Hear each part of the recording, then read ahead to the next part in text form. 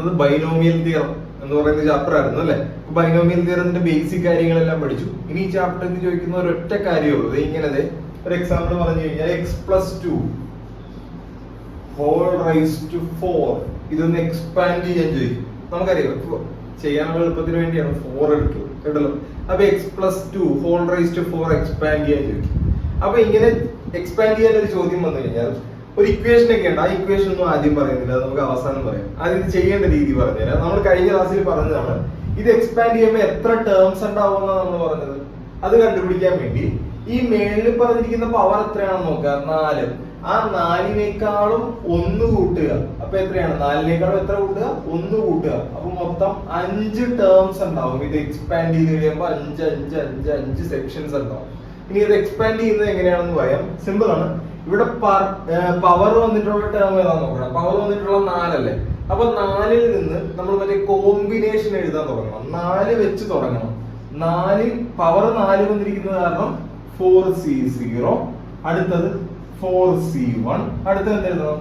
4c2, അടുത്തത് 4c3, അടുത്തത് 4c4. ഇങ്ങനെ സെയിം വരുന്നവരെ എഴുതണം. ഇപ്പൊ 5 ആയിരുന്നു പോറെങ്കിൽ 5c1, 5c2, 5c3, 5c4, 5c5 വരെ എഴുതണം കേട്ടല്ലോ. 10 ആണെങ്കിൽ 10c0, 10c1, 10c2 അങ്ങനെ 10c10 വരെ എഴുതണം. അതായത് പവർ എന്താണോ അതിന്റെ c ചേർത്ത് 0 മുതൽ സെയിം വരെയുള്ളത് എഴുതണം. അത് എഴുതി കഴിഞ്ഞാൽ ഇവിടുത്തെ ആദ്യത്തെ നമ്പർ നോക്കുക, x അല്ലേ. ആദ്യത്തെ സാധനം x അല്ലേ. ഈ x-ന് ശ്രദ്ധിക്കണം, x-ന് ഇവിടെ പറഞ്ഞിട്ടുള്ള ഏറ്റവും കൂടിയ പവർ കൊടുക്കണം. ഇവിടെ പറഞ്ഞിട്ടുള്ള പവർ എത്രയാണ്? 4 അല്ലേ. ആ 4 അങ്ങോട്ട് കൊടുക്കുക. ഇനി ഓരോ ടേമിലേക്ക് എഴുതുമ്പോൾ, ഇനി അടുത്ത സെഷനിലേക്കൊക്കെ എഴുതുമ്പോൾ ആ എക്സിന്റെ പവർ കുറച്ച് കൊണ്ടുവരിക. അതായത് ഇവിടെ x⁴ അല്ലേ. അപ്പൊ അടുത്തത് x³ എഴുതുക. അടുത്തത് എന്ത് എഴുതാം? x² എഴുതാം. അടുത്തത് എന്ത് എഴുതാം? x⁻1 എഴുതാം. അടുത്തത് കുറച്ച് 0 നിർത്താം കേട്ടല്ലോ.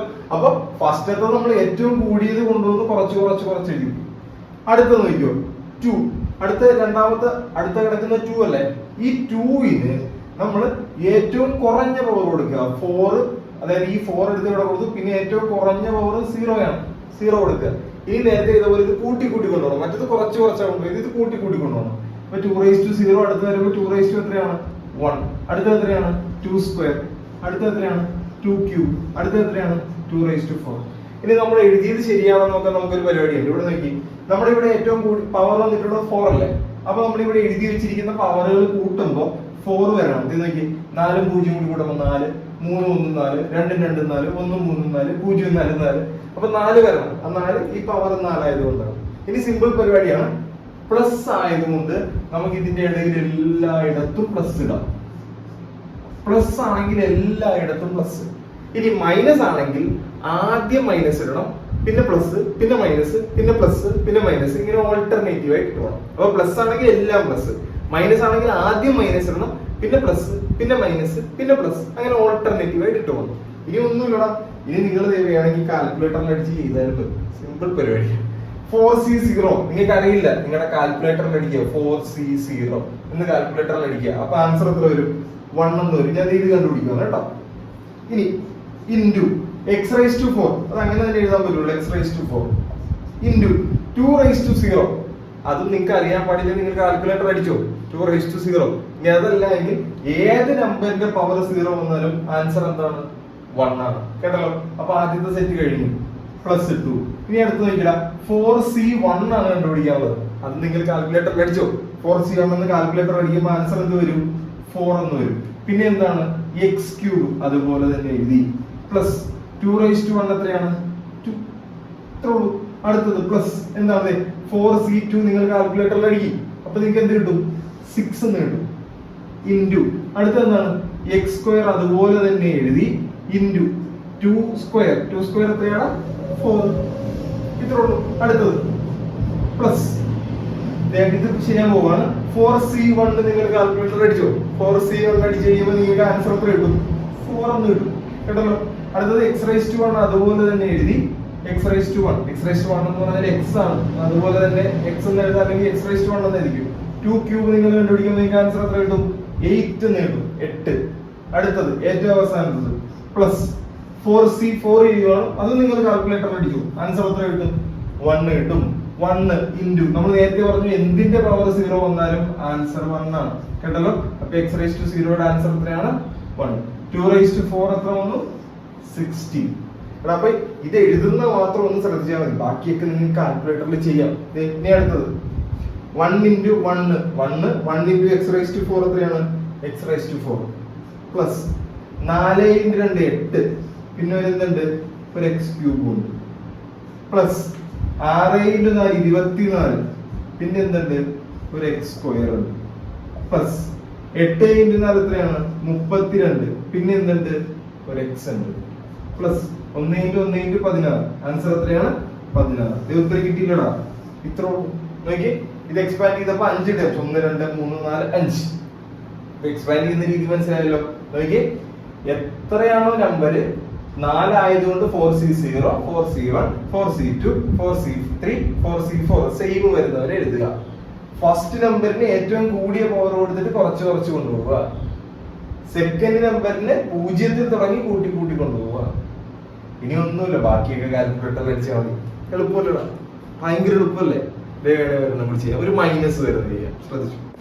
അപ്പൊ അടുത്ത് ചെയ്യാം. ഇവിടെ നോക്കി, x⁻3⁵. അപ്പൊ ചെയ്ത് തുടങ്ങുമ്പോഴേ നമ്മൾ ആലോചിക്കേണ്ട ഒരു കാര്യമുണ്ട്. ⁵ ആണ് വന്നിട്ടുള്ളത്.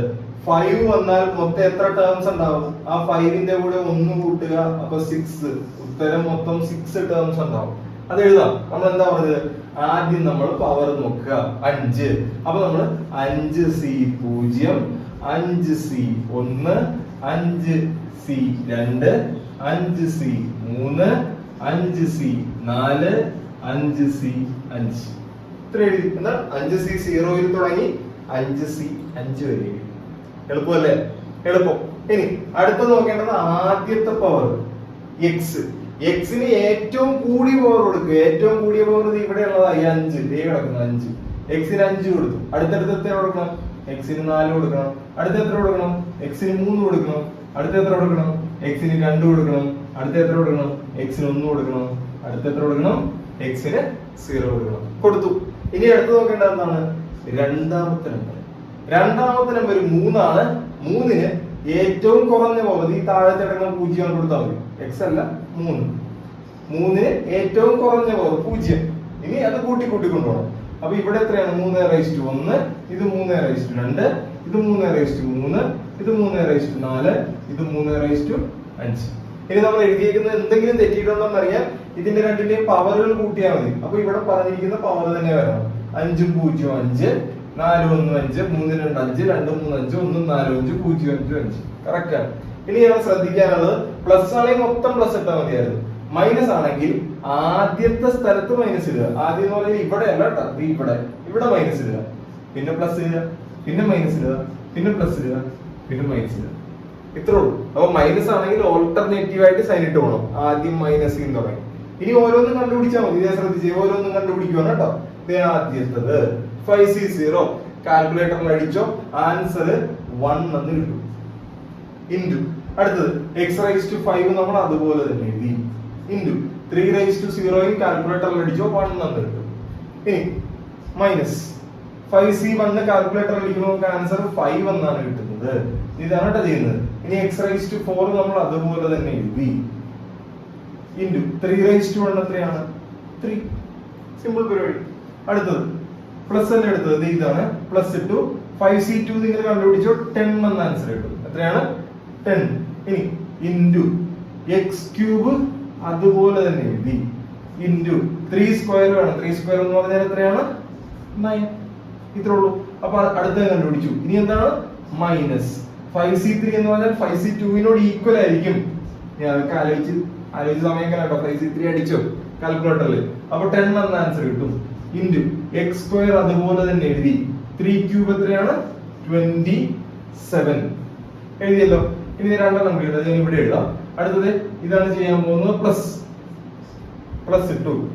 5C1 അല്ല 5C4 എന്ന് പറയുന്നത് 5C1 ഈക്വൽ ആയിരിക്കും. ആൻസർ 5 ആണ് കേട്ടല്ലോ. x⁻1 x തന്നെ ഇൻറ്റു 3⁻4 എന്ന് പറഞ്ഞാൽ ആൻസർ 81 എന്ന് വരും കേട്ടല്ലോ. അടുത്തത് ഇതാണ് ചെയ്യാൻ പോകുന്നത്. മൈനസ് 5C5 എന്ന് പറഞ്ഞാൽ ആൻസർ 1 ആണ്.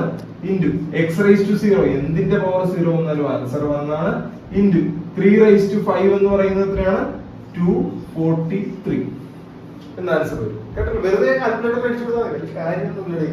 ഇനി അടുത്തത് 1 into 1 into x raise to 5 1 into 1 1 ആണ്. അപ്പൊ എക്സ് റൈസ് ടു 5 അതുപോലെ തന്നെ എഴുതി.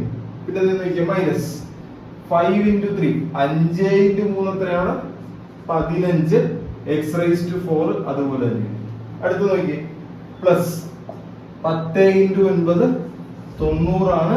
പിന്നെ ഒരു എക്സ് ക്യൂബ് കിടപ്പുണ്ട് അതുപോലെ തന്നെ. അടുത്തത് മൈനസ് 27 ഇൻറ്റു 10 എത്രയാണ് 270 എന്ന് വരും. പിന്നെ ഉള്ളത് ഒരു എക്സ് സ്ക്വയർ അതുപോലെ തന്നെ. പിന്നെ ഇത് പ്ലസ് 81 ഇൻറ്റു 5 5 405 എന്ന് വരും. എത്രയാണ് എക്സ് മൈനസ് 243 ഇൻറ്റു 1 ഇൻറ്റു 1 എന്ന് പറയുന്നത് 243. ഇതിനെ ഒന്നും ചെയ്യാൻ പറ്റില്ല, ഇത്ര ഉള്ളു തോന്നുന്നു കേട്ടല്ലോ. അപ്പൊ ബേസിക് ആയിട്ട് ഈ ചാപ്റ്റർ പഠിക്കുമ്പോൾ നമുക്ക് ആകെ ഇതേ ചെയ്യാനുള്ളൂ. എന്ത് ചെയ്യാനാണ് എക്സ്പാൻഡ് ചെയ്യാം. അപ്പൊ ഈ മോഡൽ എങ്ങനെ ചെയ്യേണ്ടത് ചെയ്യുകയാണെങ്കിൽ ഒരു എക്സാമ്പിൾ പറഞ്ഞാൽ x plus y whole raise to 10 എന്ന് പറഞ്ഞ് എക്സ്പാൻഡ് ചെയ്താൽ ഈ 10നേക്കാളും 1 കൂടുതൽ 11 ടേംസ് ഉണ്ടാവും അതിനകത്ത്. അതെങ്ങനെയാ സ്റ്റാർട്ട് ചെയ്യേണ്ടത്?